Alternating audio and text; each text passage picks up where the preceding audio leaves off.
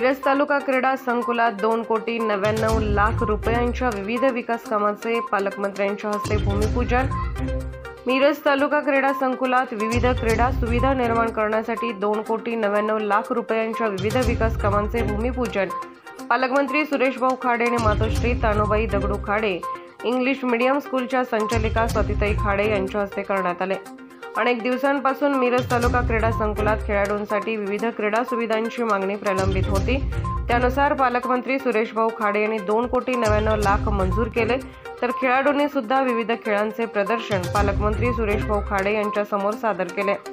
तर भूमिपूजनाचा कार्यक्रम संचालिका स्वातीताई खाडे यांच्या हस्ते श्रीफळ वाढवून भूमिपूजन करण्यात आले। जिल्हा क्रीडा अधिकारी कार्यालय सांगली अंतर्गत आज तालुका क्रीडा संकुलन मिरज येथील विविध क्रीडा सुविधांच्या कामाचा शुभारंभ इथं साजरा झाला, संपन्न झाला। आज त्या कार्यक्रमाला उपस्थित असलेले माणिकराव पाटील क्रीडा आयुक्त, किरण बोळेकर क्रीडा जिल्हा अधिकारी, अर्पणा मोरे आपल्या तहसीलदार आणि श्रीमती आरती मॅडम, किशोर पवार सहाय्यक आयुक्त PWD आणि आमच्यासोबत आलेले आमच्या सुनबाई स्वाती खाडे, काकासाहेब धामणे, बाळासाहेब सातपुते, बाबू समलेवाले, विक्रम पाटील आणि हारगे आणि ह्या कार्यक्रमाला सर्व खेळाडू आमचे NCC कॅम्प असतील, बँडवाले असतील, बाकी सगळे स्पोर्ट्सचे सगळी मुलं आहेत। त्या मुलांच्या माध्यमातून आज आम्ही हे काम करतो। आम्हाला 2,99,00,000 म्हणजे 3 कोटी हे आम्हाला गव्हर्नमेंटचे सँक्शन झाले आणि 3 कोटी सँक्शन होत असताना त्यामधलं आम्ही आता 2,31,99,000 आम्ही टेंडर काढतोय। टेंडर काढलेलं आहे, कॉन्ट्रॅक्ट फायनल झालेलं आहे।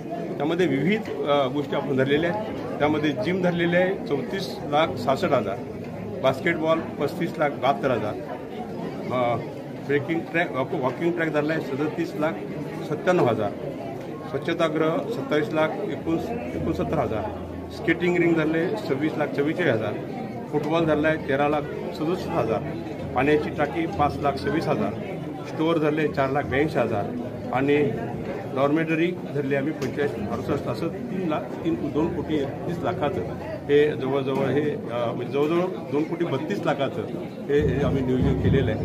त्यामध्ये आमचे 70 लाख बाकी राहत आहेत। 70 लाखाचं आम्हाला एक भिंत आम्हाला शिफ्ट करायची आहे, बाकीचं आणखी सामान आणायचं, त्या हिशोबाने आम्ही प्रयत्न करू। मुलांसाठी आज हे 3 कोटी आणि मागं आम्ही 1 कोटीचं इथं खर्च केलं, असे 4 कोटी आपल्या तालुका क्रीडांसाठी आलेले आहे। सुसज्ज असं चांगलं क्रीडांगण व्हावं, मुलांना खेळण्यासाठी त्याचा उपयोग व्हावा, या दृष्टिकोनातून माझा प्रयत्न असणार आहे।